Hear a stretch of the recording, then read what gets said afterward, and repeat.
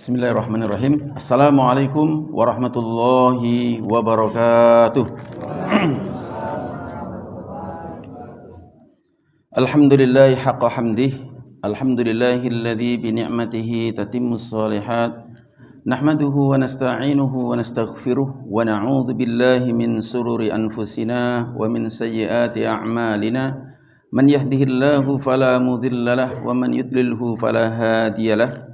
Asyhadu an la ilaha illallah wahdahu la syarika lah wa asyhadu anna sayyidana Muhammadan abduhu wa rasuluhu la nabiyya ba'dah. Allahumma salli wa sallim ala nabiyyina Muhammad.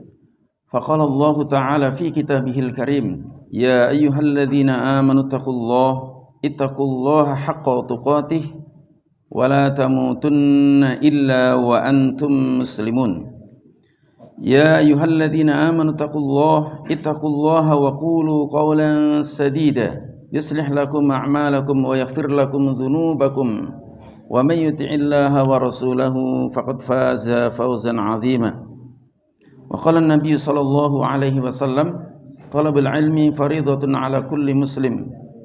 وقال أيضا المرء مع من أحب يوم القيامة. صدق الله العظيم wa sadaqa Rasulullah sallallahu alaihi wasallam wa nahnu ala dzalika minasyahidin wasyakirin walhamdulillahi rabbil alamin.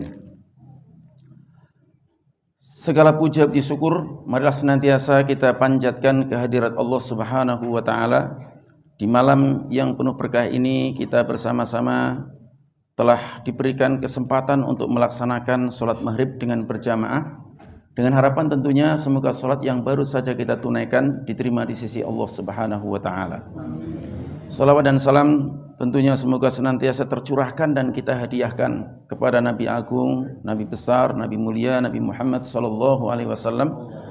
Berikut para keluarganya, para sahabat-sahabatnya dan para pengikut-pengikutnya. Mudah-mudahan kita semua dihimpunkan di dalamnya. Amin amin ya rabbal alamin.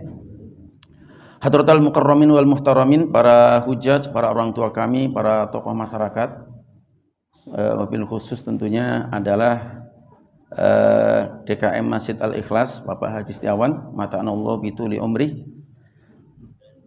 Bapak-bapak ibu sekalian, insya Allah di kesempatan kita kurang lebih sekitar setengah jam, ya, kita akan kembali membahas tentang salah satu di antara akhlak induk daripada Al-Quran. Yang mohon doa insya Allah mudah-mudahan sebentar lagi akan terbit buku tentang akhlak induk 12 ya, daripada akhlak induk Al-Quran. Hari ini kita membahas lagi tentang syukur, merupakan akhlak induk yang keenam di dalam Al-Quran. Bapak Ibu sekalian, perintah syukur yang pertama disebutkan oleh Allah Subhanahu wa taala di dalam surat Luqman, surat ke-31, di mana di situ Allah memberikan satu apresiasi, pujian kepada seorang hamba yang bukan seorang nabi, tetapi dikaruniai sebuah hikmah. Sehingga Allah Subhanahu wa taala berfirman, "Wa laqad atainal Luqmanal hikmata anishkur lillah. Wa man syakara fa inna ma yashkuru nafsihi. Wa man kafara fa innallaha ghaniyyun hamid." Kata Allah Subhanahu wa taala, dan sungguh kami telah menganugerahkan kepada Luqman al-hikmah. Hikmah adalah sebuah keputusan yang cermat karena didasari sebuah ilmu yang dalam. Baik itu berupa perbuatan, perkataan, atau sikap. Dan di antara sikap hikmah yang beliau tunjukkan adalah anishkur lillah. Bersyukurlah kalian kepada Allah Subhanahu wa taala. Kenapa kita harus bersyukur kepada Allah Subhanahu wa taala? Maka di sana ada syarat dan jawab. Karena wa man syakara, siapa yang bersyukur kepada Allah, maka sesungguhnya syukur itu akan terpulang kepada dirinya sendiri. Akan tetapi wa man kafara fa innallaha ghaniyyun hamid. Siapa yang ingkar, tidak mau mensyukuri nikmat Allah Subhanahu wa taala, maka hakikatnya Allah Maha Kaya, Allah tidak butuh, dan Allah Maha terpuji. Jamaah sidang salat maghrib yang berbahagia, tentunya ketika Allah Subhanahu wa taala memerintahkan bersyukur, maka Allah Subhanahu wa taala telah memulai dari dirinya sendiri. Jadi ketika Allah Subhanahu wa taala menyuruh kita bersolawat, maka Allah telah bersolawat kepada nabinya. Begitu juga ketika Allah Subhanahu wa taala menyuruh kita bersyukur, hakikatnya Allah itu adalah zat yang maha berterima kasih. Salah satu contoh ayat di dalam Al-Quran, surat Al-Fatir ayat 28-29. Innal ladzina yatluna kitaballah wa aqamas shalah wa anfaqu mimma razaqnahum sirran wa alaniyatan yarjuna tijaratan lan tabur liwafiyahum ujurahum wa yazidahum min fadlih innahu ghafurun syakur. Sesungguhnya orang yang senantiasa membaca ayat-ayat suci Al-Quran, kemudian mereka menegakkan salat, lalu mereka menginfakkan sebagian rezeki yang Allah karuniakan kepada mereka, sungguh dia telah melaksanakan satu perniagaan yang tidak pernah bangkrut, satu perniagaan yang tidak pernah merugi sedikit pun. Kenapa? Liwafihum ujurahum, karena nanti Allah Subhanahu wa taala akan menyempurnakan pahala-pahala mereka, wa yazidahum min fadlih, dan Allah akan menambahnya dengan karunia-Nya yang sangat besar, yang sangat luas. Innahu, sesungguhnya dia Allah, ghafurun syakur, dia maha pengampun, akan menutupi seluruh dosa-dosa dan kesalahan kita, dan dia maha berterima kasih. Yaitu Allah Subhanahu wa taala akan membalas dengan balasan yang tak terhingga. Itulah sebabnya maka balasan itu tidak mungkin akan ditunaikan di dunia secara totalitas, secara sempurna. Namun secara abstrak, keyakinan kita harus meyakini. Kenapa bisa begitu? Karena jamaah sekalian, kita ingat, ketika seorang bersyukur kepada Allah dengan melaksanakan 2 rakaat salat subuh saja, rakaataini qabla al-fajri khairuhu minad dunya wa ma fiha. Seseorang yang melaksanakan 2 rakaat sebelum subuh, itu pahalanya lebih baik daripada dunia dan seisinya. Maka kalau sekedar 2 rakaat sebelum subuh saja, pahalanya begitu besar, lebih baik daripada dunia dan seisinya. Bagaimana mungkin dengan syukur-syukur kita dalam bentuk mengerjakan sholat fardu, syukur kita menolong orang, syukur kita membaca Al-Quran, maka tidak mungkin itu akan disempurnakan kecuali nanti di akhirat sebagai zat yang maha penyempurnakan, yang telah menyimpan 99 rahmat yang dikhususkan bagi hamba-hambanya yang beriman dan bertakwa. Maka jemaah sekalian, ketika seseorang manusia itu bersyukur, maka Allah Subhanahu wa taala akan bebaskan dia dari azabnya. Sebagaimana firman-Nya di dalam surat An-Nisa ayat yang ke-147, di mana Allah Subhanahu wa taala berfirman, "Ma yaf'alullahu bi'adzabikum in syakartum wa amantum wa kana Allahu syakiran alima." Kata Allah Subhanahu wa taala, sekali-kali Allah tidak akan menyiksa, sekali-kali Allah tidak akan mengazab kalian ketika kalian bersyukur kepada Allah Subhanahu wa taala dan kondisinya kalian beriman kepada Allah Subhanahu wa taala. Karena ketahuilah bahwasanya Allah maha berterima kasih lagi maha mengetahui. Jamaah sidang salat maghrib yang berbahagia, salah satu di antara sunnah yang memberikan penjelasan kepada kita disebutkan dalam hadis riwayat Imam Bukhari Muslim. Seorang laki-laki berjalan, di tengah jalan dia mendapatkan satu dahan yang merintangi jalan. Maka laki-laki itu kemudian mengambilnya, dia menyingkirkannya. Maka apa kata Rasulullah sallallahu alaihi wasallam? Fasyakarallahu lahu. Maka Allah berterima kasih atas perbuatan itu, fa ghafara lahu. Dan Allah Subhanahu wa taala mengampuni dosa-dosanya. Kemudian dalam hadis yang lain, di zaman Bani Israel, ketika ada seorang pezina, ini merupakan dosa besar, tentu sesuatu perbuatan yang menjijikkan.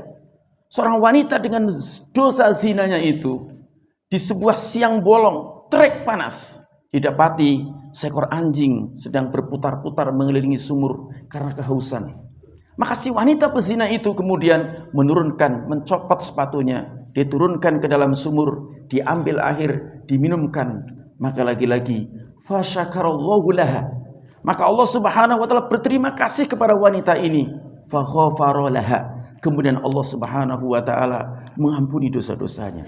Betapa Allah Subhanahu wa taala yang kita sembah, betapa Allah Subhanahu wa taala yang kita ibadahi, yang kita syukuri adalah zat yang maha berterima kasih kepada hamba-hambanya. Oleh karena itu jamaah sekalian, maka sebagai bentuk syukur kita adalah kita mensyukuri para nabi, para rasul, tentunya terutama adalah nabi besar Nabi Muhammad sallallahu alaihi wasallam.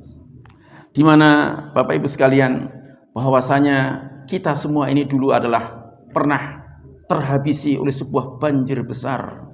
Maka di dalam surat Al-Isra ayat yang ketiga, Allah Subhanahu wa taala menyebutkan dzurriyyata man hamalna ma'a Nuh.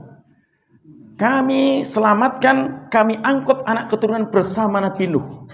Innahu kana 'abdan syakura. Innahu kana, sesungguhnya Nabi Nuh itu adalah seorang hamba yang pandai bersyukur, yang banyak bersyukur kepada Allah Subhanahu wa taala.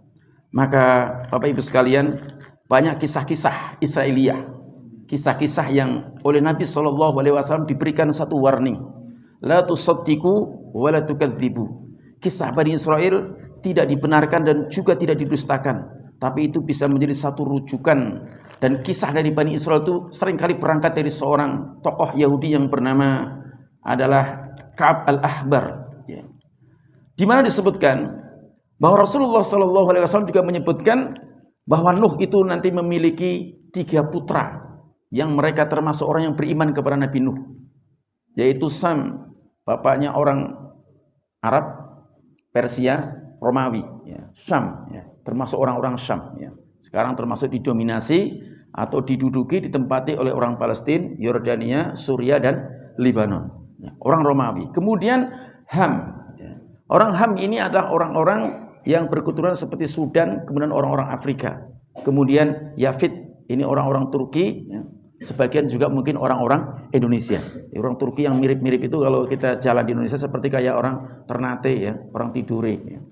Tapi ada juga orang keturunan Ham seperti orang-orang Papua, ya.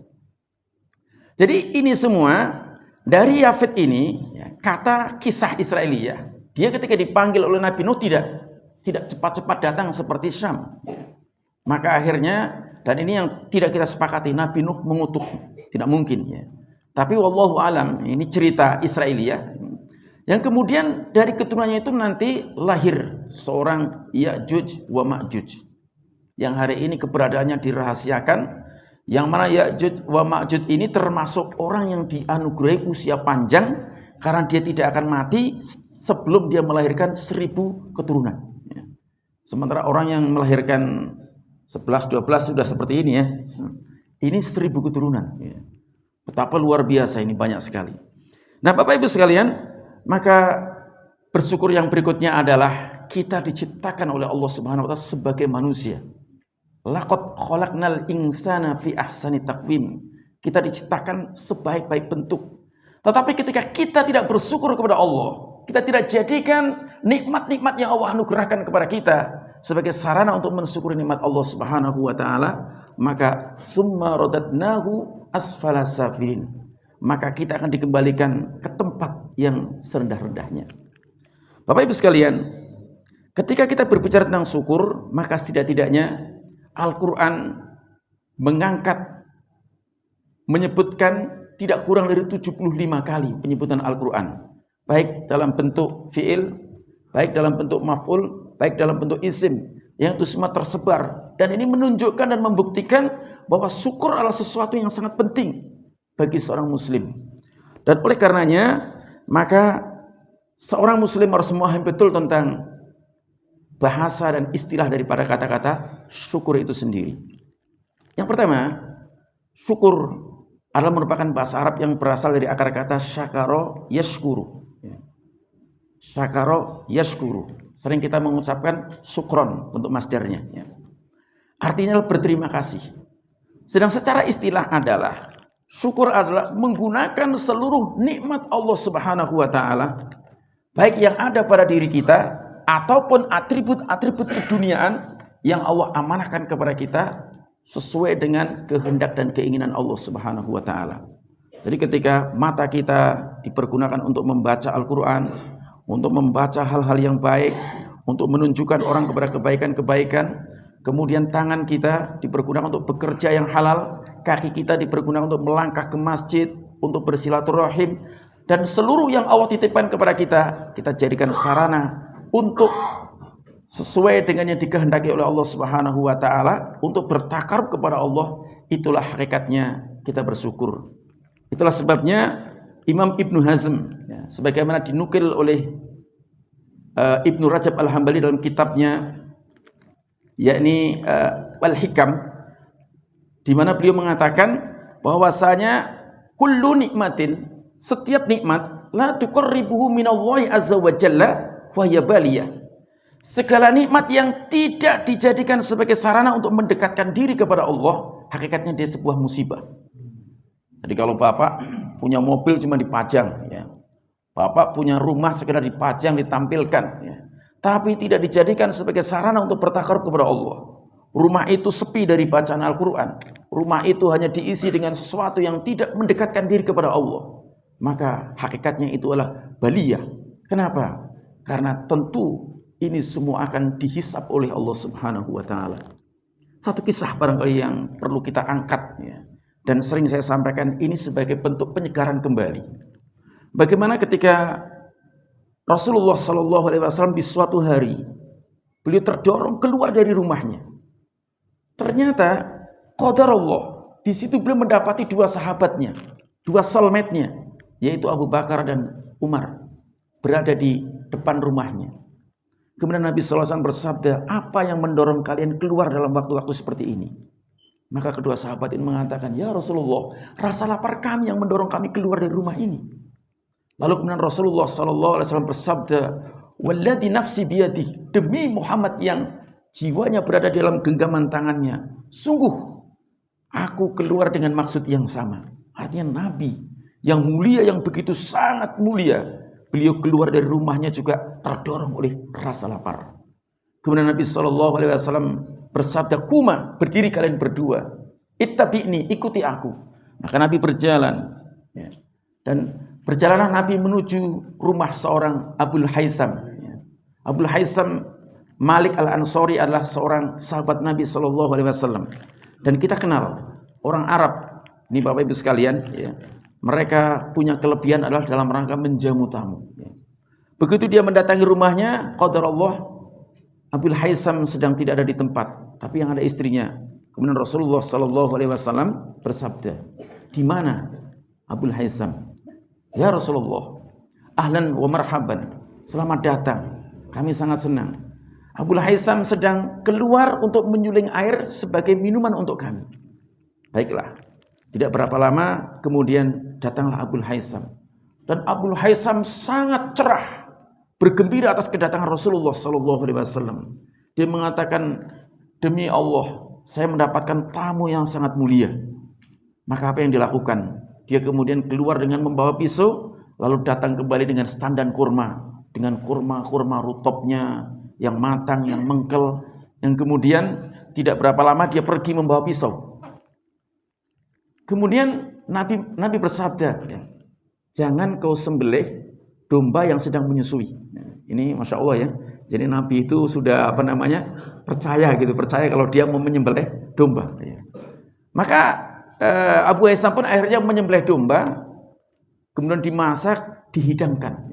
Setelah kemudian dihidangkan kepada ketiga sahabat ini makan dengan sangat lahap. Rasulullah dan dua sahabatnya. Kemudian apa kata Rasulullah? Wahai Abu Bakar, wahai Umar, sungguh kita keluar dari rumah dalam kondisi lapar, dan kemudian kita mendapati sahabat kita dijamu, dan kita akan pulang dengan perut yang kenyang. Maka ingatlah, tsumma latus'alunna yauma idzin 'anin na'im. Kemudian Allah pasti benar-benar akan mempertanyakan tentang nikmat yang kita nikmati ini. Jadi Masya Allah, Bapak Ibu sekalian, inilah sebuah alur daripada akhir daripada sebuah syukurannya.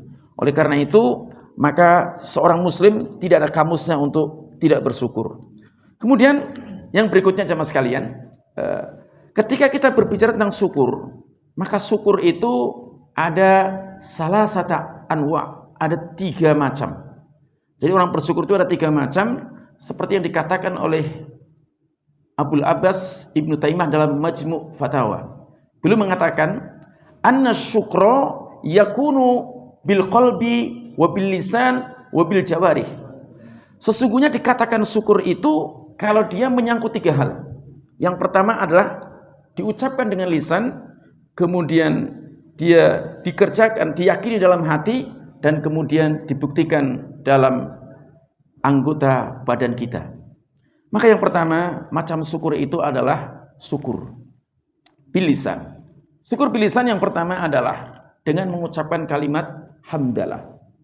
Jadi apa kondisinya ketika kita mendapatkan nikmat, kita mengucapkan alhamdulillahirabbil alamin. Jadi jangan pernah ini gara-gara saya nih, ya. Tapi kita ucapkan alhamdulillahirabbil alamin. Maka seorang mukmin ketika dia mendapatkan nikmat, faktor yang terpenting yang harus kita ingat adalah dari luar. Siapa itu? Allah Subhanahu wa taala.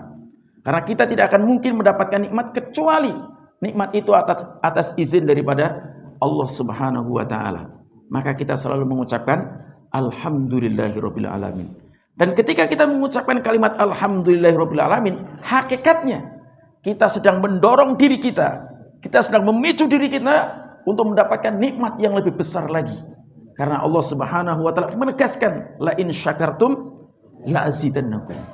Siapa yang bersyukur pasti akan ditambah nikmatnya oleh Allah Subhanahu wa taala. Wala in kafartum inna adzabi lasyadid. Tapi ketika kita ingkar, tidak mensyukuri nikmat Allah itu, maka azab Allah sangat keras. Oleh karenanya Bapak Ibu sekalian, maka benarlah yang dikatakan Rasulullah sallallahu alaihi wasallam bahwa seorang muslim itu selalu berada dalam kebaikan. In asabathu sarra sakara fakana khairul lah. Jika dia mendapatkan satu kenikmatan, maka dia bersyukur dan itu adalah merupakan kebaikan dari dirinya. Maka seorang muslim lidahnya, lisannya tidak pernah kering dari kalimat alhamdulillah. Itulah sebabnya di dalam hadis riwayat Abu Daud Nabi bersabda, khair doa alhamdulillah. Sebaik-baik doa adalah alhamdulillah. Wa khairu dzikri la ilaha illallah. Dan sebaik-baik dzikir adalah kalimat la ilaha illallah. Kemudian bentuk syukur lisan yang kedua adalah dengan tahadus bi nikmah. Yaitu kita menyebut-nyebut nikmat Allah Subhanahu wa taala. Sebagaimana firman Allah Subhanahu wa taala, wa amma bi nikmati rabbika fahaddits. Adapun dengan nikmat Allah Subhanahu wa taala, hendaklah engkau sebut-sebut, engkau bicarakan. Tapi nikmat ini tentu secara khusus. Ya. Ada nikmat-nikmat yang justru kita harus memproteksi, tidak boleh menyebut-nyebut. Ya. Misal kalau kita ceritakan kepada orang tersebut, justru orang tersebut menjadi sedih. Misalkan orang lagi susah nyari kerjaan begini, kita transmisi nikmat. Alhamdulillah hari ini saya dapat 10 juta, ya. Alhamdulillah saya begini-begini. Ini bisa jadi membuat orang itu menjadi makin lemes. Tapi tahadus bi nikmat kita harus bercermin dari generasi dulu. Bagaimana itu? Para sahabat dan sahabiyah, mereka tahadus bi nikmah secara hakiki. Bagaimana seorang Khansa, ibu 4 syuhada, dia memiliki 4 putra yang semua dididik, dibina sehingga menjadi mujahid-mujahid di jalan Allah Subhanahu wa taala. Setiap kali anaknya dilepas satu persatu, perang bersama Nabi sallallahu alaihi wasallam, maka ketika Nabi pulang dari peperangan, semua sahabat dan sahabiah bertanya Rasulullah, bagaimana Rasulullah? Ya betul. Rasulullah sehat alhamdulillah, mereka senang. Bagaimana dengan kemudian anak saya? Oh, anak engkau gugur sebagai syuhada, maka dia bersyukur kepada Allah Subhanahu wa taala. Mereka tahadus bi nikmah. Alhamdulillah bi nikmatihi tatimmus shalihat. Segala puji bagi Allah yang dengan segala nikmatnya maka sempurna. Dia mendidik anak, membesarkan anak, mentarbiyah anak sehingga anaknya diterima menjadi syuhada di jalan Allah Subhanahu wa taala. Bukankah satu syuhada ini mampu memberikan syafaat kepada 70 anggota keluarganya? Ini luar biasa. Sampai kemudian anak terakhirnya dilepas. Ketika semuanya berada di satu kancah perang Qadisiyah. Perang yang sangat menentukan penaklukan wilayah Persia. Istana Madain. Ditaklukkan salah satu penyumbang syuhada adalah Khansa. Dia memiliki anak-anak yang begitu tangguh. Semua dipersembahkan di jalan Allah Subhanahu wa ta'ala. Dan maaf, yang kedua, kita mengenal sosok Atikah bin Zaid bin Amr binti Said bin Amr bin Naufal. Siapa dia? Dia adalah janda 4 syuhada. Jadi di Al-Ikhlas perlu juga dihadirkan Atikah. Janda 4 syuhada. Siapa? Dia adalah seorang anak, bapaknya penganut agama Hanifiyah. Tidak pernah dia menyembah berhala. Dan dia menikah pertama adalah dengan Abdullah bin Abu Bakar. Karena Atikah ini memiliki paras yang cantik dan dia sangat mahir dalam syair. Jadi zaman dulu syair itu kalau hari ini seperti sosmed, lincah ya. Jadi punya kelincahan yang luar biasa. Sehingga dia dipersunting oleh Abdullah bin Abu Bakar. Sampai karena begitu cantiknya Atikah ini, Abdullah sering terfitnah. Sholatnya sering ketinggalan. Maka Abu Bakar kemudian melihat perkembangan anaknya seperti itu, ceraikan istrimu. Oh, jadi kalau punya orang seperti ini suruh menceraikan. Ya. Ini luar biasa. Ya. Maka Abdullah pun akhirnya menceraikan. Tapi karena cintanya begitu luar biasa, dia pun kemudian datang lagi kepada ayahandanya. Ayah, saya berjanji, kalau saya menikahi Atikah, saya tidak akan terlambat lagi sholatnya. Maka dinikahi lagi. Dan kemudian Abdullah pun dikirim di kancah perjuangan, dia pulang syahid. Setelah menghabiskan masa iddah, lalu Atikah dinikahi lagi oleh Umar bin Khattab. Yang kita tahu bahwa Umar bin Khattab adalah seorang yang sangat adil, pemimpin yang sangat besar. Kemudian menikahilah Atikah. Atikah pun kemudian setelah menikah dengan Umar, Umar pun akhirnya syahid ditikam oleh Abu Lu'lu'ah, yaitu seorang Syiah. Kemudian habis masa iddahnya dinikahi lagi oleh seorang Zubair. Dan ketika itu Zubair pun syahid dalam perang Jamal. Dan saat syahid itulah kemudian Ali bin Abi Thalib datang melamar. Maka apa kata Atikah? Wahai Ali bin Abi Thalib, saya bukan menolakmu, tapi saya merasakan seperti anugerah Allah, siapa yang menikahi saya maka dia akan mati syahid. Maka saya khawatir kalau engkau mati syahid, mati terbunuh. Maka dari situlah kemudian lahir sebuah fatwa dari Ali bin Abi Thalib, siapa yang ingin menikahi Atikah, siapa yang ingin mati syahid, maka nikahilah Atikah. Di sini Al-Ikhlas ada pemudi namanya Atikah enggak? Atikah. Ya, maka Bapak Ibu sekalian, akhirnya yang termakan oleh fatwa Ali adalah anaknya namanya Husain. Husain ini usianya sangat jauh. Atikah sudah memasuki usia 50, tapi akhirnya kemudian nikahlah Atikah dengan Husain bin Ali bin Abi Thalib. Dan akhirnya Husain pun syahid di Karbala. Saat beberapa orang ingin melamar lagi, Atikah mengatakan, saya tidak ingin lagi memiliki seorang mertua Rasulullah SAW. Karena Husain ini adalah anak cucu kesayangan daripada Rasulullah SAW. Artinya dia nanti ingin di surga, nanti menjadi suami pemimpin pemuda ahli surga, yaitu Husain bin Ali bin Abi Thalib.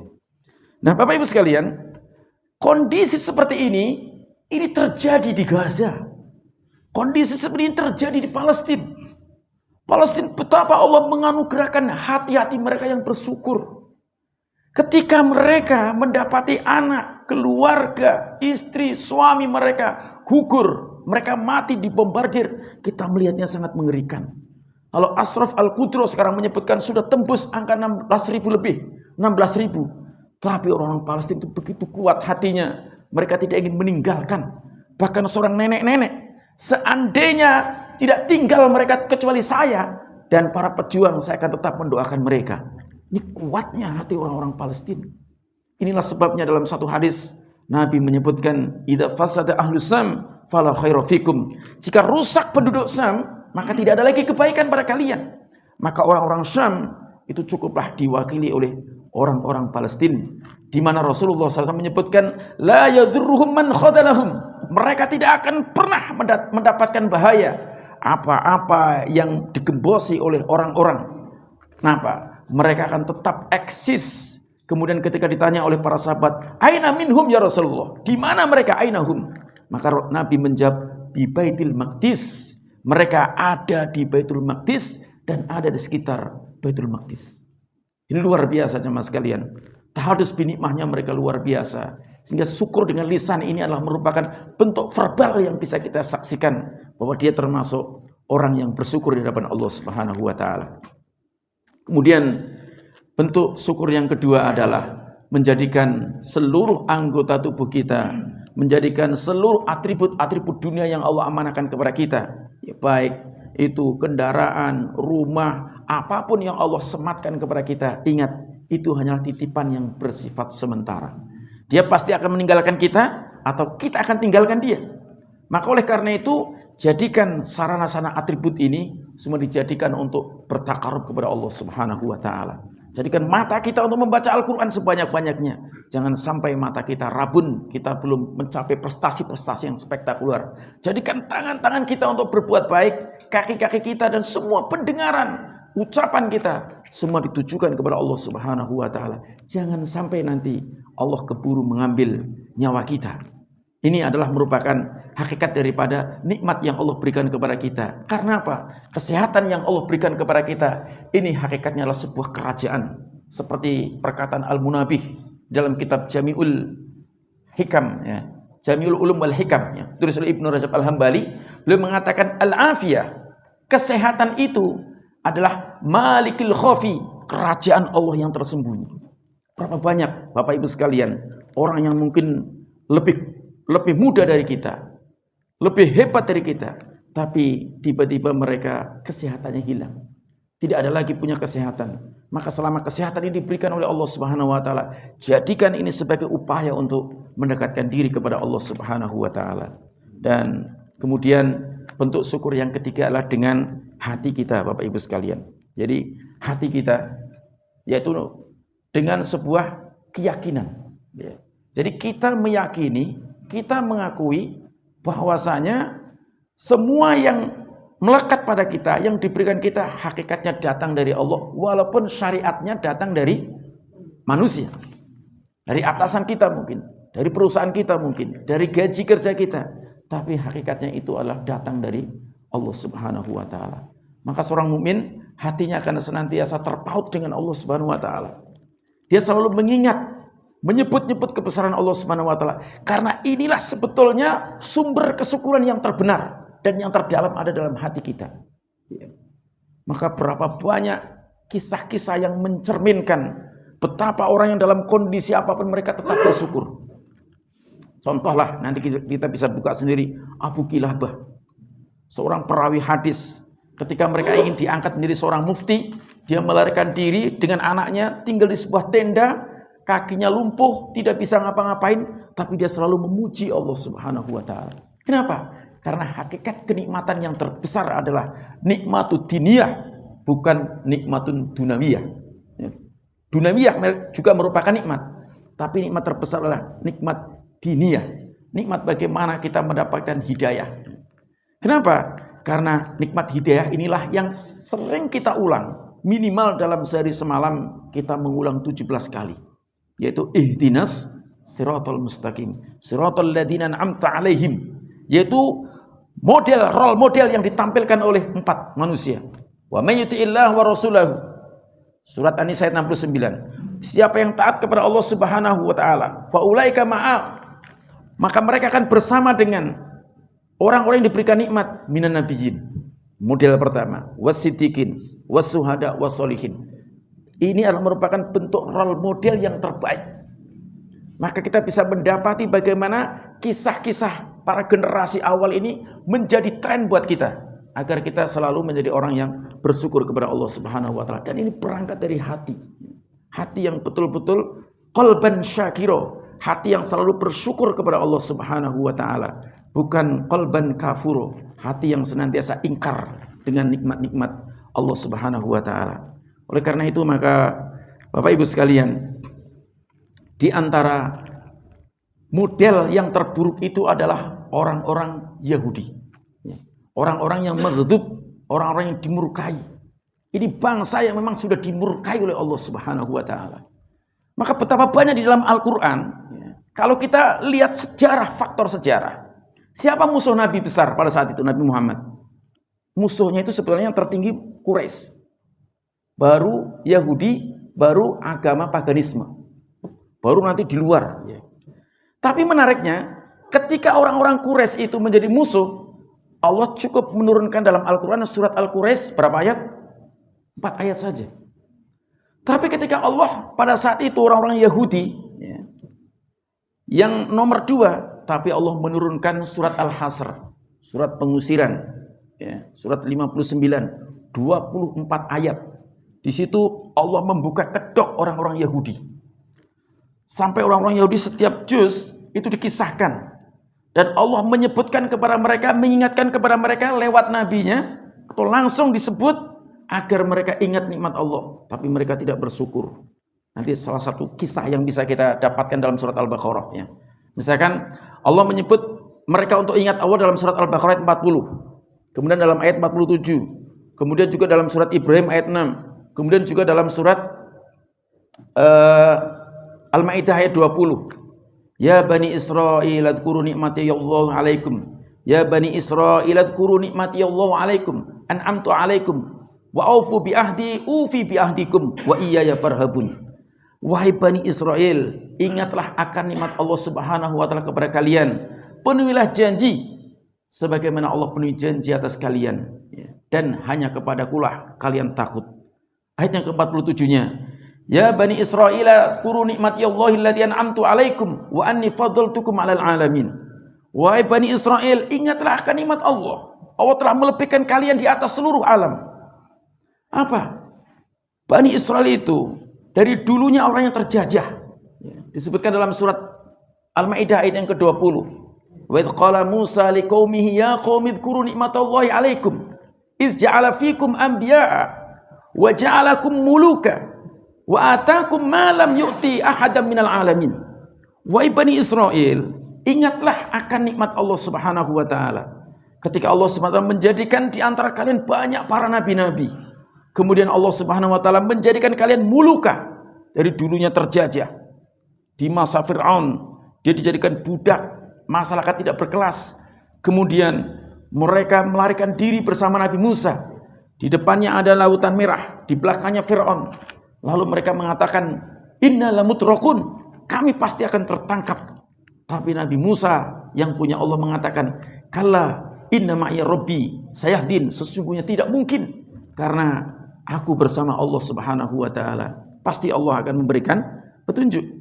Maka Bapak Ibu sekalian, saat dalam kondisi krisis itulah kemudian Musa memukulkan tongkatnya, lalu laut itu terbelah menjadi 12. Masuklah dia semua. Ketika masuk tersusul juga. Takut lagi mereka. Tapi kemudian lagi-lagi Nabi Musa memukulkan tongkatnya. Kembalilah akhirnya Fir'aun dan bala tentaranya ditenggelamkan oleh Allah Subhanahu wa ta'ala. Maka menjadi cerita sampai hari ini. Dan cerita itu bukan cerita fiktif. Tapi buktinya bisa kita dapatkan. Ya bagaimana muminya Fir'aun diselamatkan oleh Allah. Sebagai satu ibrah pelajaran buat kita. Janganlah kita sombong.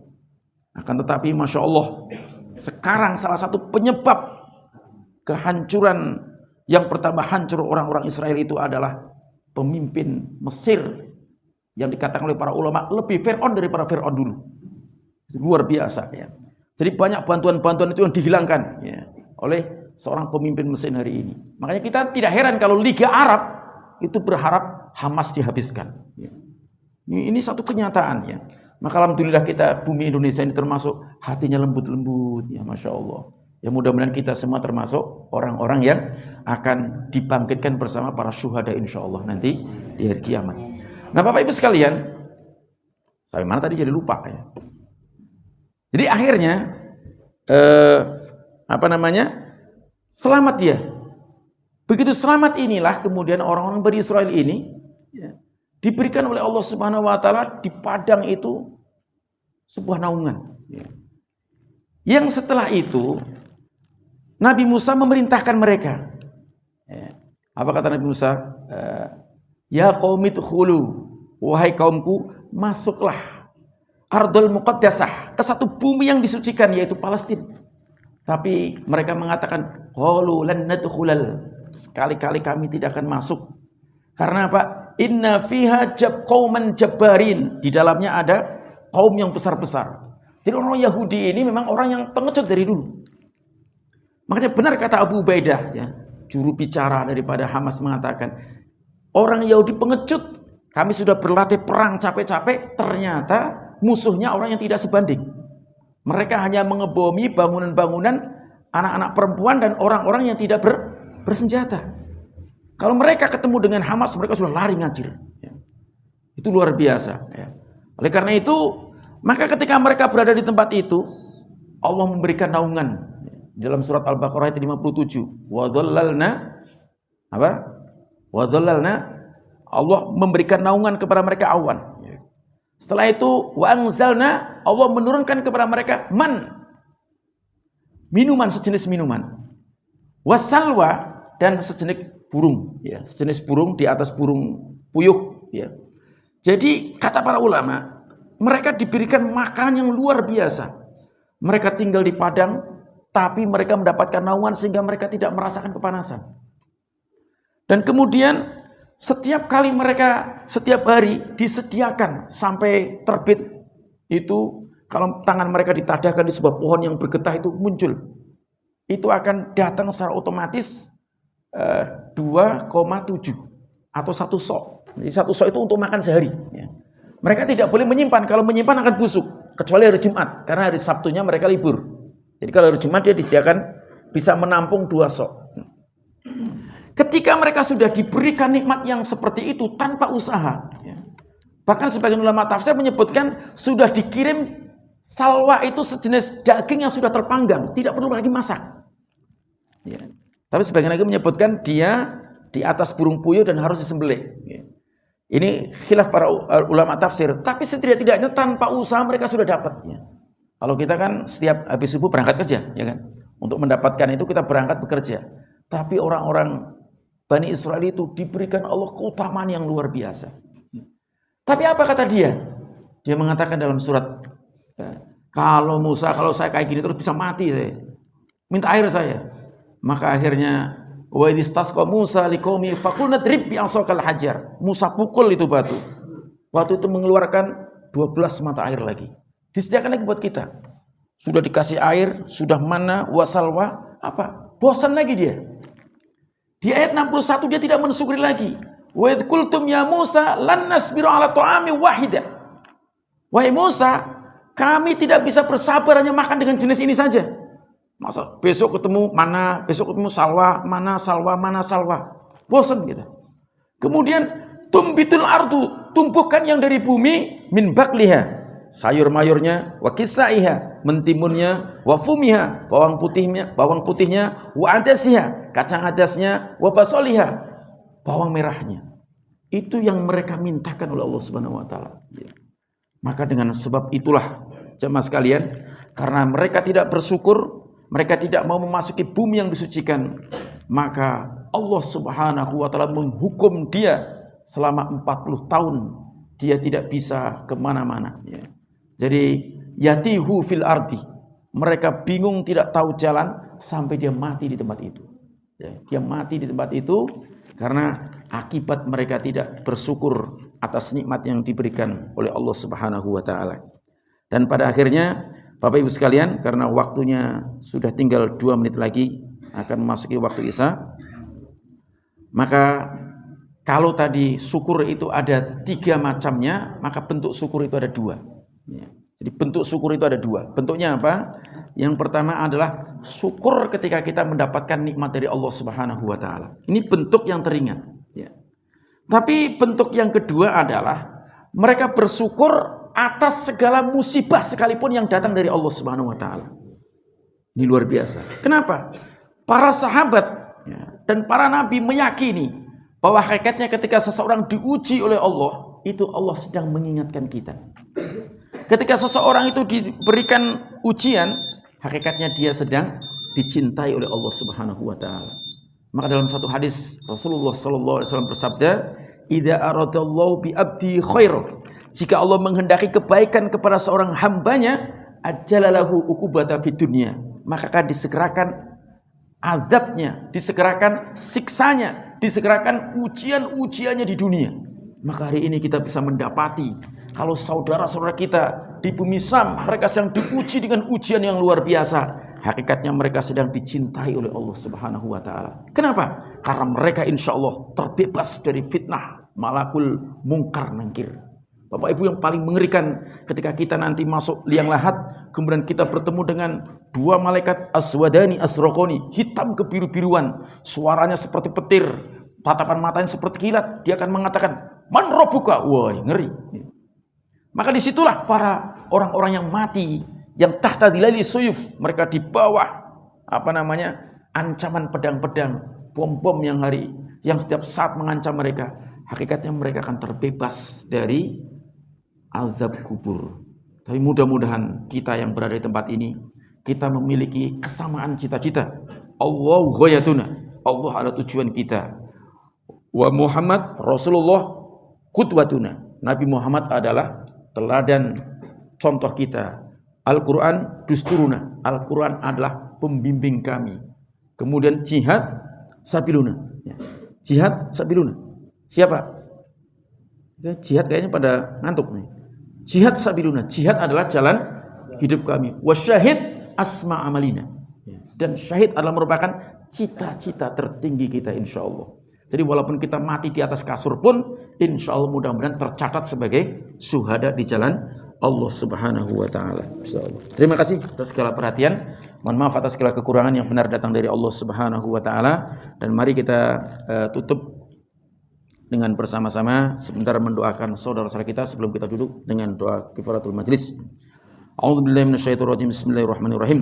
Alhamdulillahirabbil alamin, hamdan syakirin, hamdan na'imin, hamdan yuwafi ni'amahu wa yukafi mazidah. Ya Rabbana lakal hamdu wa lakas syukru, wa lakal hamdu wa lakas syukru, wa lakal hamdu wa lakas syukru, ya Rabbal alamin, innaka ala kulli syai'in qadir. Allahumma a'izzal islam wal muslimin, wa adhil syirka wal musyrikin, wa ansur man nasruddin, wa khudhil man khadhalal muslimin, wa dammir a'da'aka a'da'ad-din. Allahumma ansur ikhwanana al-mujahidin wal muslimin fi Ghaza Filistin, ya Rabbal alamin, innaka ala kulli syai'in qadir. Rabbana atina fid dunya hasanah wa fil akhirati hasanatan wa qina adzabannar. Rabbana taqabbal minna innaka antas samiul alim wa tub alaina ya maulana innaka antat tawwabur rahim. Wa sallallahu ala sayyidina Muhammadin wa ala alihi wa sahbihi wa sallam. Walhamdulillahi rabbil alamin. Subhanakallahumma bihamdik asyhadu an la ilaha illa anta astaghfiruka wa atubu ilaik. Wassalamu alaikum warahmatullahi wabarakatuh.